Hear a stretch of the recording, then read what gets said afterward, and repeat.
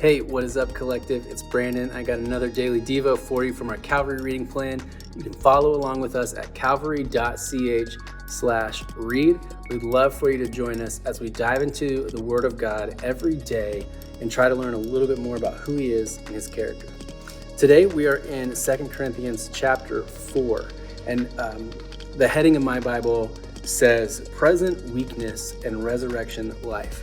In this entire chapter, Paul, the apostle, one of the greatest church planners, greatest missionaries, greatest apostles of all time, is talking about the difference between what life is like here on earth and what it's going to be like in heaven.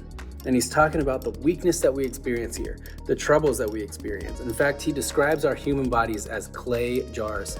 And there's not really anything more fragile than a clay jar, but it says that this clay jar contains this great treasure.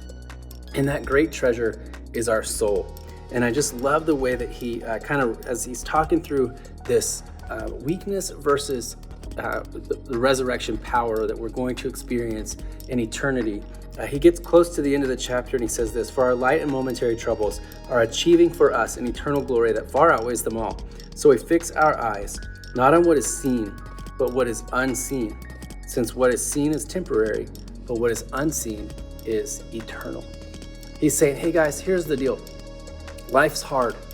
Life's tough. You experience things that you shouldn't have to experience.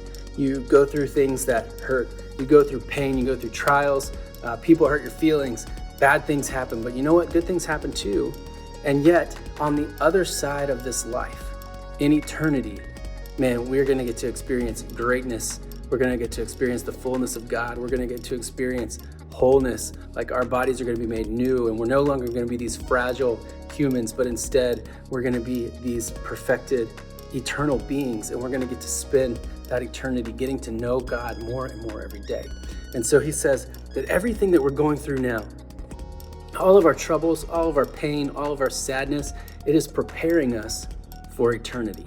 It is making us ready for that time with God. And I just want to encourage you today. I don't know where you're at or what you're going through, but if you're experiencing trouble, if you're experiencing hardship or pain or sorrow or any of those things, man, dive into this chapter and just read what Paul says is waiting for us on the other side. I love some of the things he says in here where he says that we're pressed on all sides, but we're not crushed, that we're persecuted, but we're never abandoned, that we're struck down, but we're never destroyed. He says over and over again that we've got a God on our side, man, that is capable of overcoming whatever issues we could face. And at the end of it all, we're going to be with Him, and all the sorrows are going to be erased. All the pain's going to be gone.